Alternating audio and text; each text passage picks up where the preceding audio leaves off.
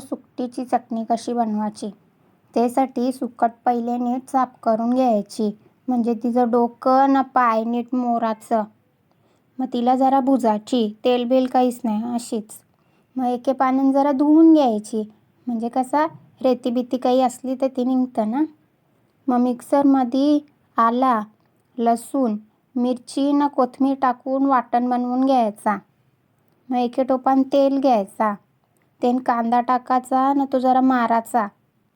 मग तो मेला का त्यानं आपण वाटण बनवलेला तो टाकायचा ना, हळद टाकून जरा घाटलाचा.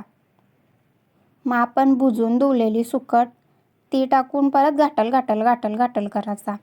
मग त्यानं जुरुकसा पाणी टाकायचा, चमचावच टाकायचा, जास्त नाही. आपण चटणी बनवता कोरडेल नाही बनवीत. मग त्यानं मीठ टाकून जरा वेळ झाकण देऊन शिजून द्यायचा. झाली आपली सुकटीची चटणी तयार.